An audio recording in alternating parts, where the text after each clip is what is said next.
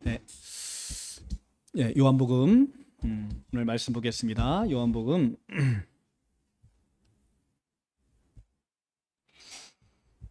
네,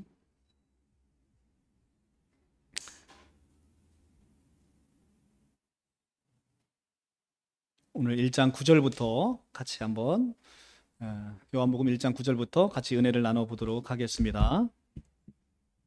신약성경 142쪽입니다. 신약성경 142쪽.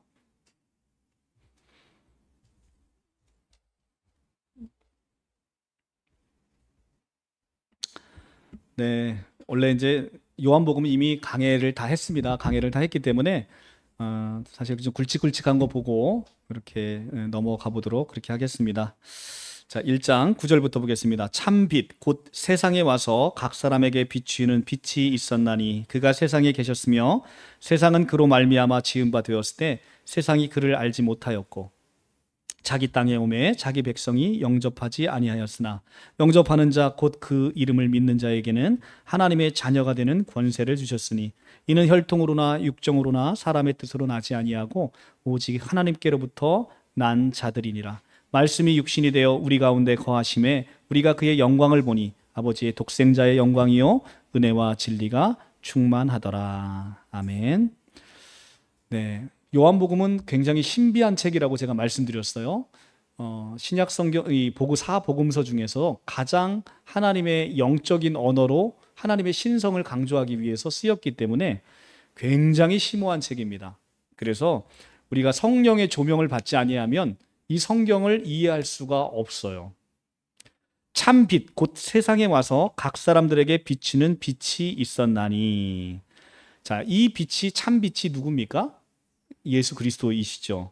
그런데 요한이 먼저 와서 등불의 역할을 하면서 오실 메시아이신 예수 그리스도를 증거했어요. 그래서 우리 요한을 이 예수 그리스도의 등불 역할을 했다라고 해서 길리에비 사자 이렇게 신천지에서 부르고 있지요.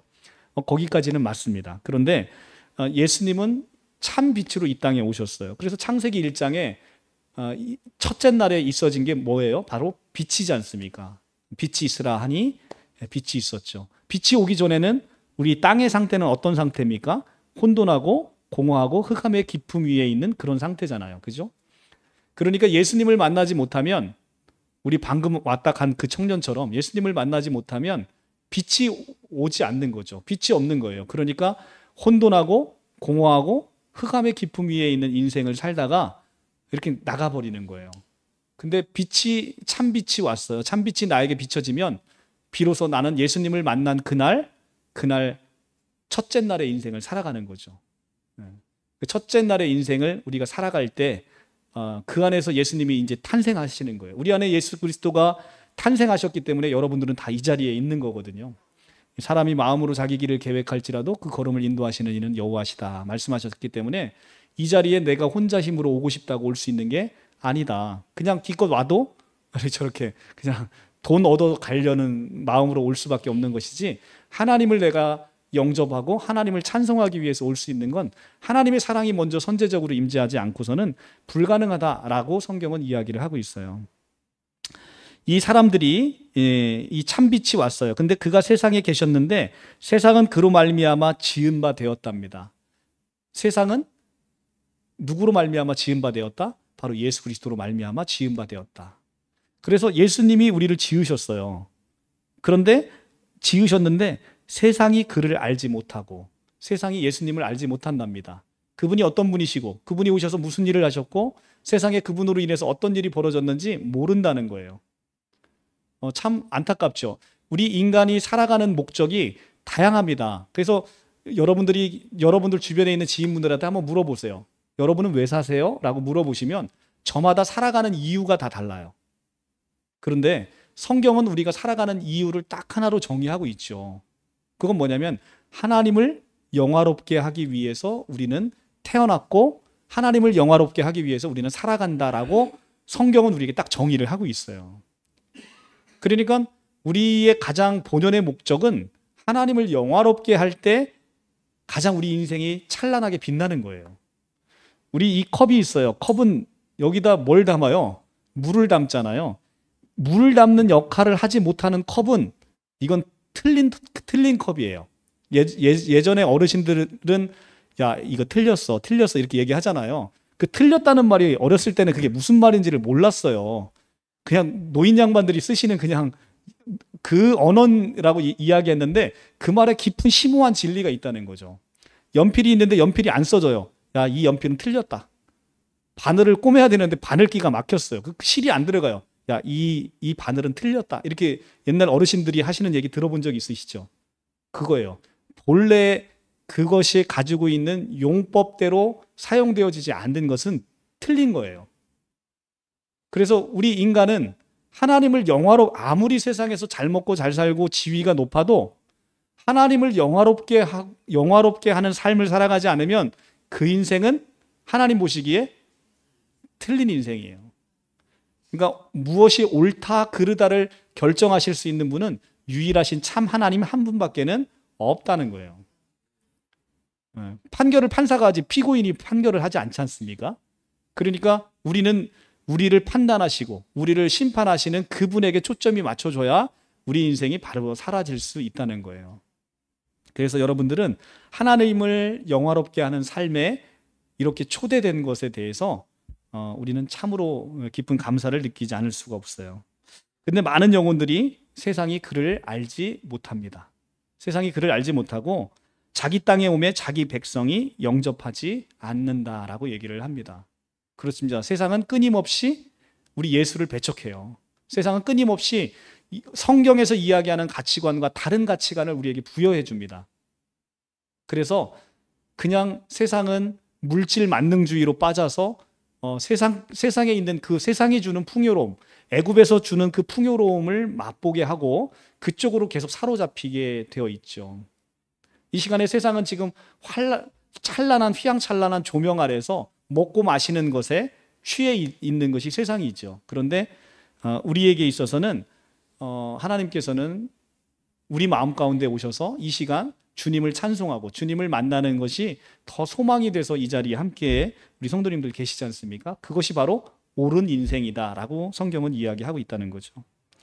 영접하는 자 곧 그 이름을 믿는 자들에게는 하나님의 자녀가 되는 권세를 주셨어요.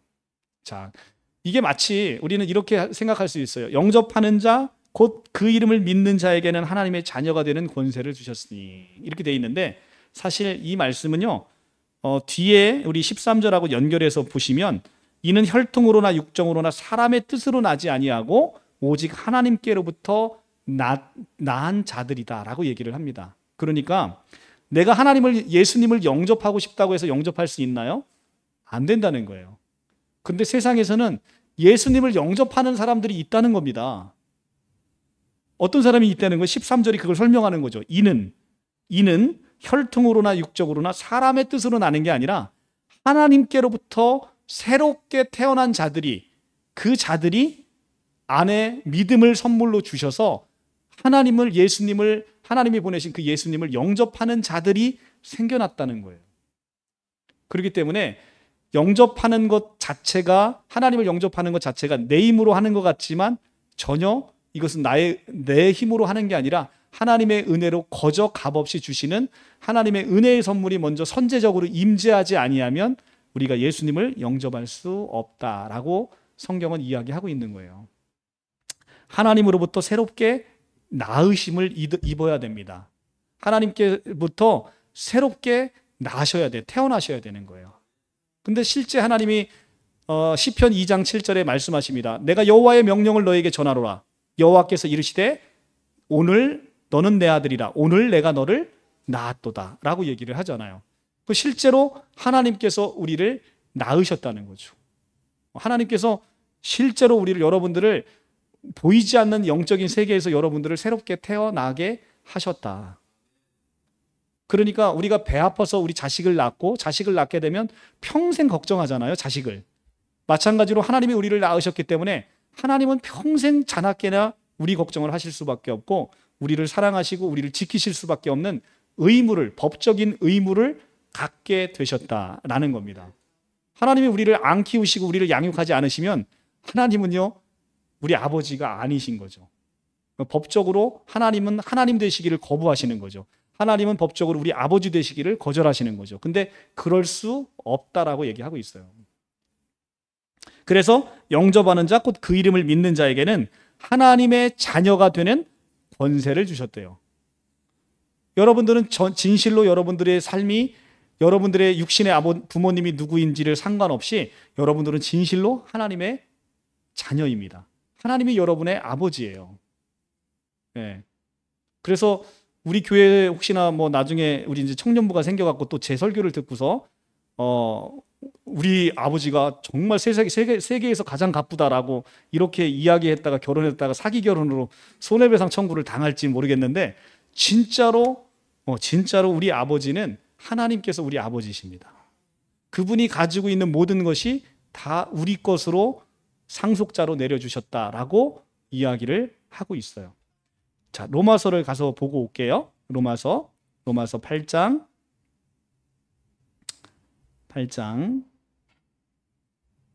14절입니다. 250쪽이에요. 신약성경 250쪽.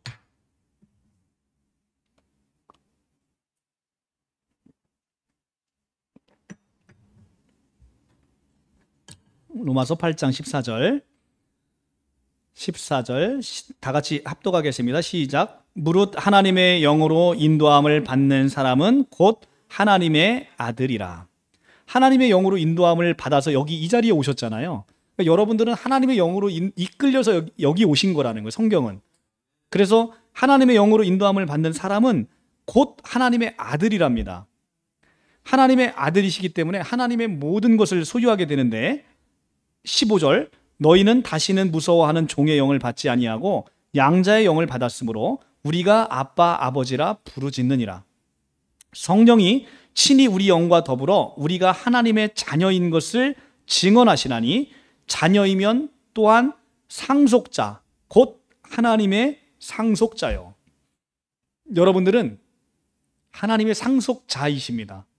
그러니까 여러분들은 얼마나 큰 부자인지를 여러분들이 이 성경 말씀을 통해서 내가 지금 세상에 가진 게 아무것도 없다고 생각하는 것 같은데 그런데 여러분은 세상에서 가장 많은 걸 얻으신 분이라고 성경은 여러분에게 이야기를 하고 있다는 거예요. 왜냐하면 하나님 아버지가 내 아버지고 그분께 다 내 거라는 것을 성경은 이야기해주고 있으며 하나님의 상속자라고 이야기해주고 있기 때문에 그렇습니다. 그러니까 여러분들은 보이지 않지만 사실 우리 아버지가 아무리 많은 재산을 갖고 있어도 우리 아버지가 돌아가시기 전에 그 재산은 나에게 안 오잖아요. 아버지가 돌아가셔야 그게 나한테 오는 거잖아요.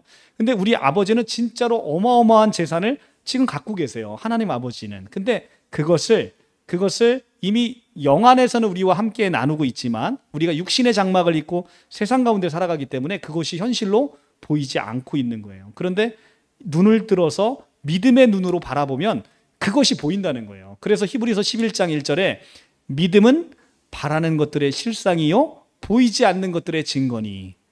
보이지 않아요. 하나님께서 가지신 모든 게 내 거라고 성경은 얘기하는데 나는 그게 안 보여. 왜? 믿음이 없으니까. 믿음의 눈으로 그걸 보는 건데 믿음이 없으니까 그게 안 보여요. 그냥 믿음의 눈을 가졌어. 믿음의 눈을 가져서 그게 보이면 즐겁겠어요? 안 즐겁겠어요? 믿음의 눈을 딱 가지고 봤는데 막 금은보화가 막 쌓여 있어. 막 내가 갖고 싶은 게 다 있어 거기에. 그러면 기쁘겠어요? 안 기쁘겠어요? 기쁘겠죠. 기쁘겠죠. 믿음의 눈이 없으니까 이게 안 보이는 거예요. 그러니까 여러분들이 믿음의 눈을 갖게 되면 입에서 찬송이 저절로 나오고 기쁨이 저절로 나오고 감사가 저절로 나올 수밖에 없습니다. 자, 고린도 후서도 가서 볼게요. 고린도 후서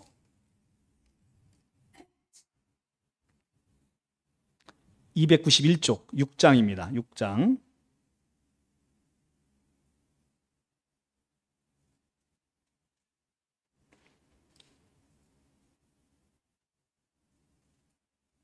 6장 7절부터 한번 보겠습니다.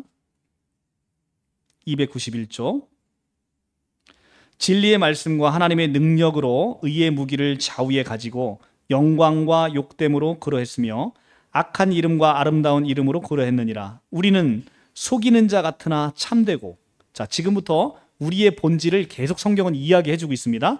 우리는 속이는 자 같으나 참되고 무명한 자 같으나 유명한 자요, 죽은 자 같으나 보라 우리가 살아있고, 징계를 받은 자 같으나 죽임을 당하지 아니하고, 근심하는 자 같으나 항상 기뻐하고, 가난한 자 같으나 많은 사람을 부유하게 하고, 아무것도 없는 자 같으나 모든 것을 가진 자로다. 아멘.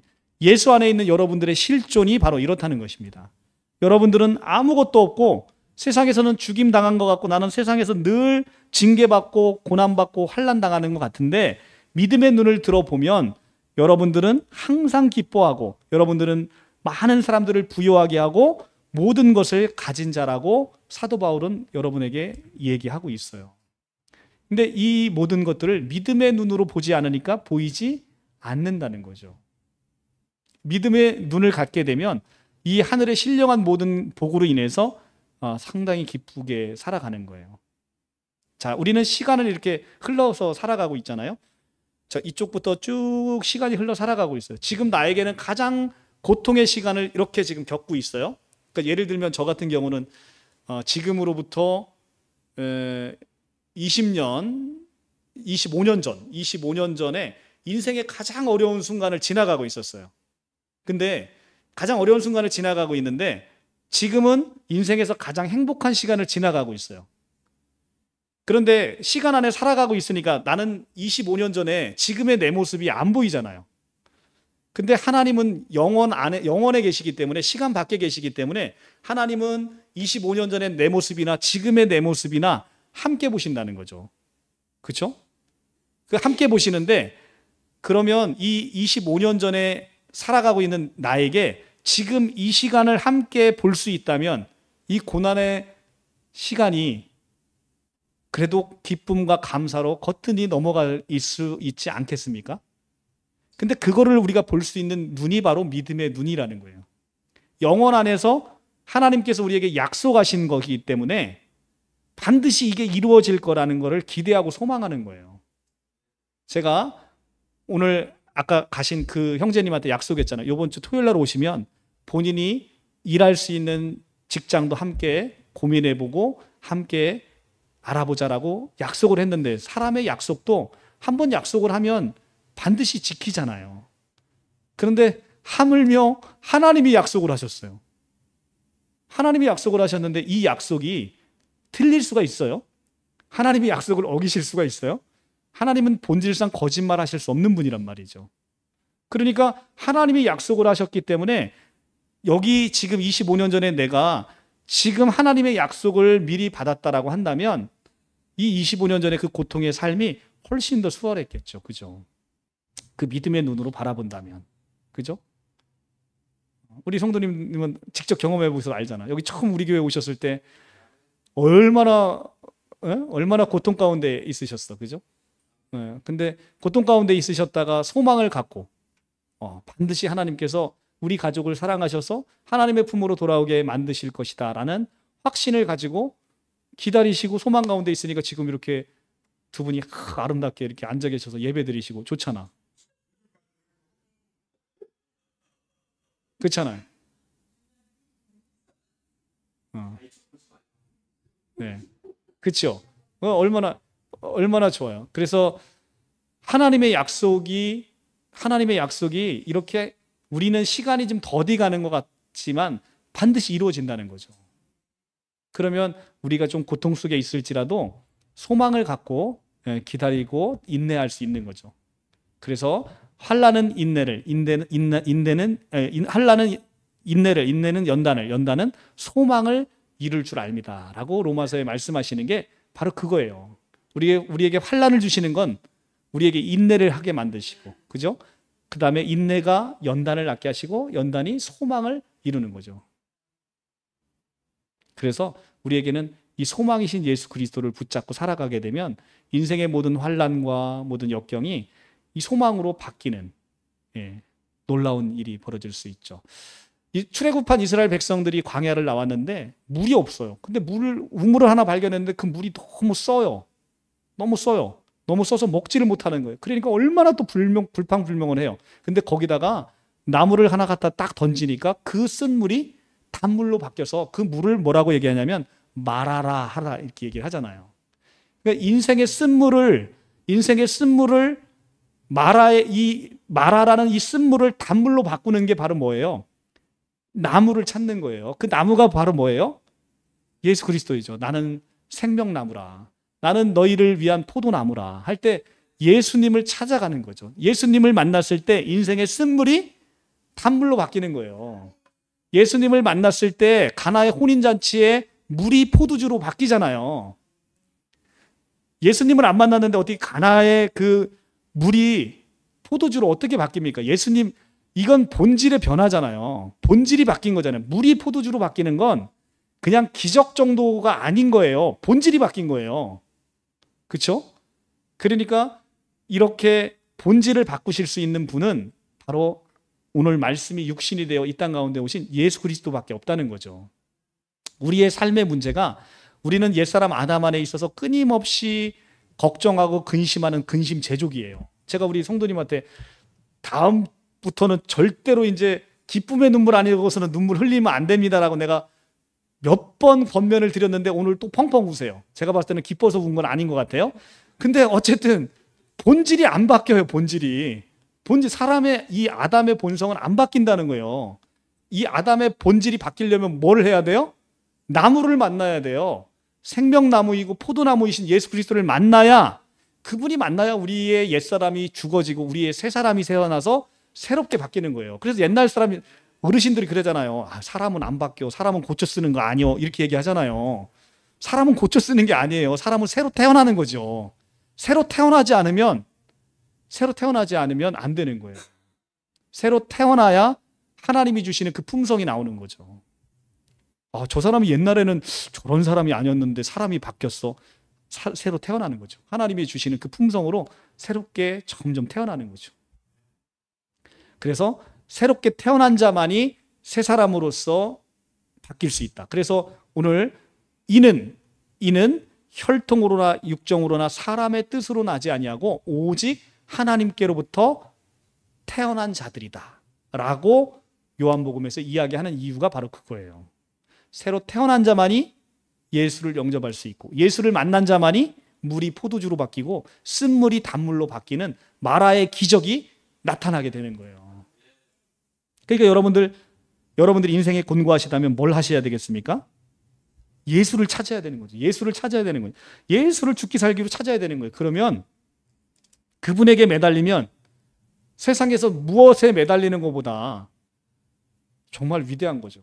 저는 사실 아까 그 청년분에게 제가 뭐 해줄 수 있으면 뭘 얼마나 해줄 수 있겠어요. 그런데 지금 본인이 갈급해하고 본인이 원하는 것 정도는 저도 해줄 수 있는 정도의 능력은 되는데, 근데 나를 만난 거는 아무것도 아닌 거지.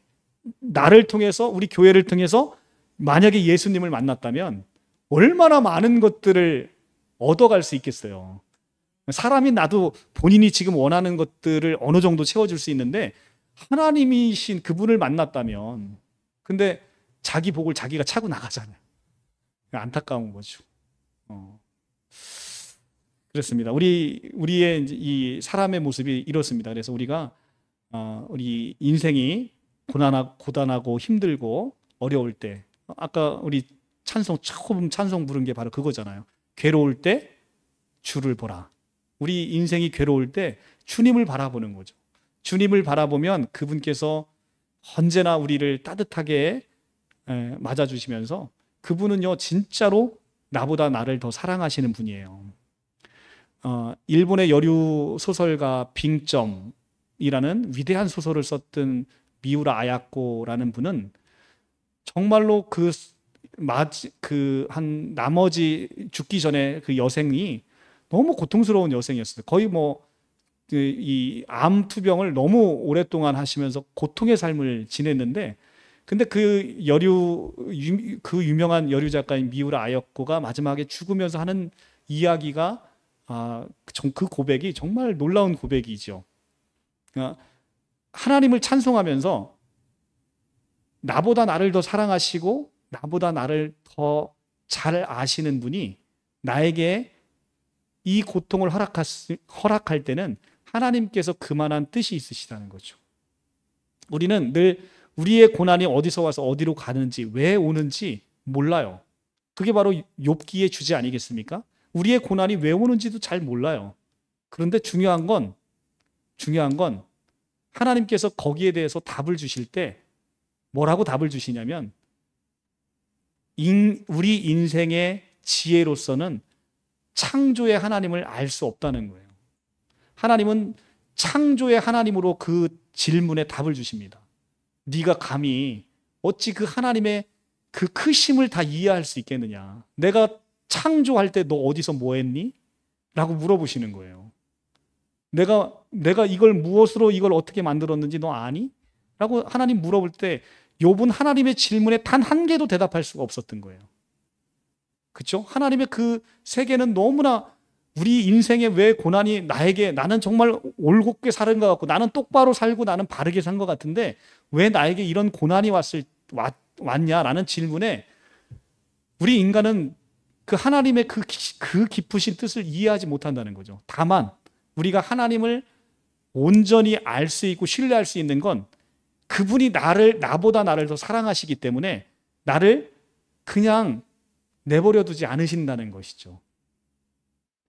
내가 너무나 고통스러워요.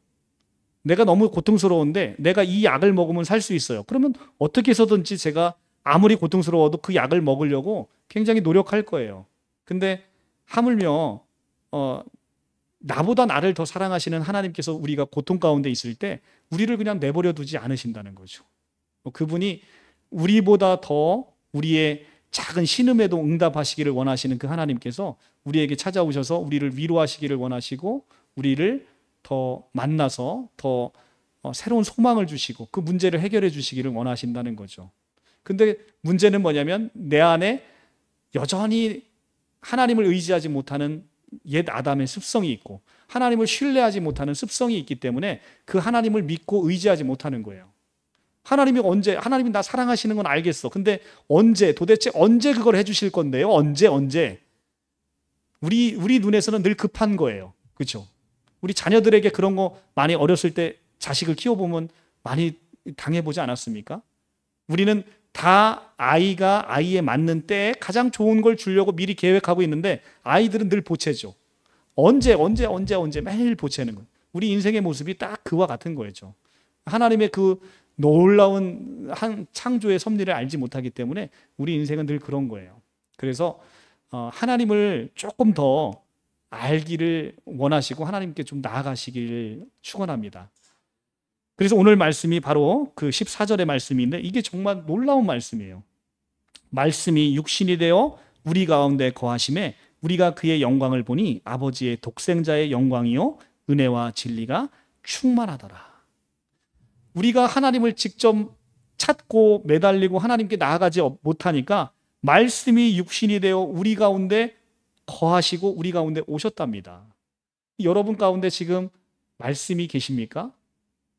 여러분 가운데 지금 여러분의 이 몸 안에 하나님의 성령이 계시잖아요. 사도 바울이 여러분 얼마나 답답하면 고린도 교회 성도들에게 이야기를 합니까? 너희가 하나님의 성전인 것과 하나님의 성령이 너희 안에 거하시는 걸 알지 못하느냐 이렇게 얘기하지 않습니까? 우리 안에는 하나님의 성령이 거하시다고요. 하나님이 성령이 거하신다는 건 그리스도의 영이 거하신다는 거예요. 말씀이 육신이 되어 우리 가운데 오셨던 그 예수님은 그래서 우리는 초림의 백성들보다도 훨씬 더 위대한 백성이에요.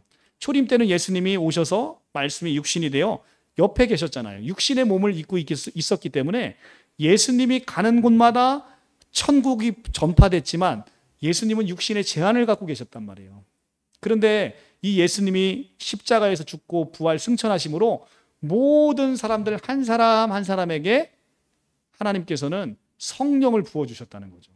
성령을 부어주셨기 때문에 여러분들에게는 언제나 이제는 하나님하고 대화할 수 있고 하나님과 교통할 수 있고 하나님께 여러분의 모든 필요를 알리실 수 있어요.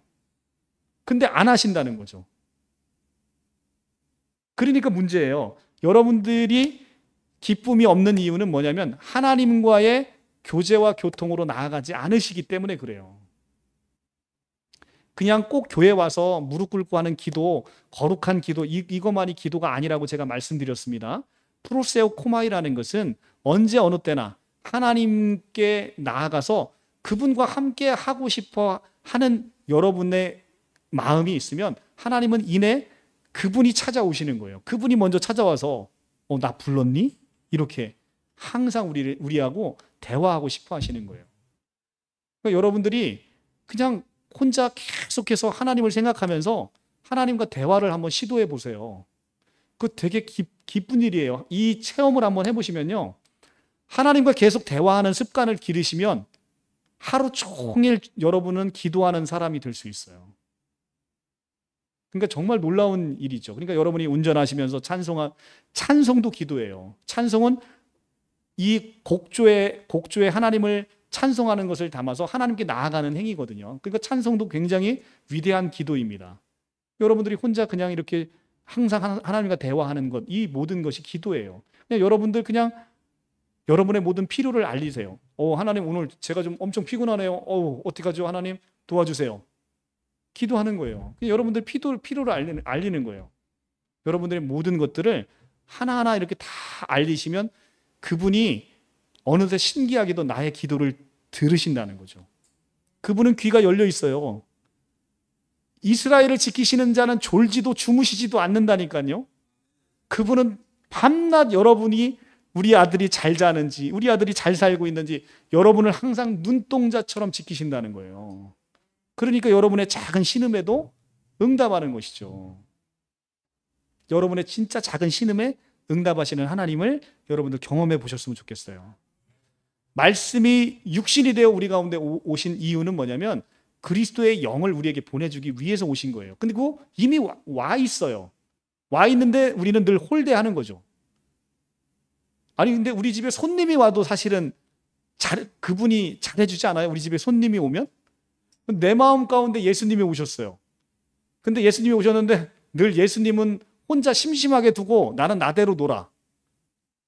나는 예수님은 내 안에 계신데 예수님은 끊임없이 나랑 놀기를 원하는데 나는 늘 딴 데 가서 놀아. 우리는 그런 삶이 너무 일상화되어 있는 거죠. 그런데 진짜로 예수님과의 아름다운 코이노니아, 이 교통, 우리 이것을 그리스도의 영으로 누리시는 분은 정말 기쁨과 감사가 항상 넘칠 수밖에 없다. 그러니까 여러분들 하나님을 좀 신뢰해 보십시오. 그분은 반드시 여러분의 아픔과 고통을 외면하시는 분이 아니시다. 그래서 여러분들이 세상에서 누구보다 가장 행복하기를 원하시고 누구보다 가장 하나님의 은혜의 잔치에 참여하기를 원하시고 하나님의 모든 풍성함으로 베푸시기를 원하시는 그 하나님을 말씀을 통해서 확실히 믿으시고 하나님을 더욱더 의지해 보시기 바랍니다. 그러면 하나님께서 여러분에게 찾아오셔서 여러분의 모든 위로가 되시고 소망이 되어 주실 거예요. 여러분의 작은 신음에도 응답하시는 그 하나님을 여러분이 삶 속에서 경험해 보시고 은혜를 누리셨으면 좋겠습니다. 우리 찬송 한 곡 하고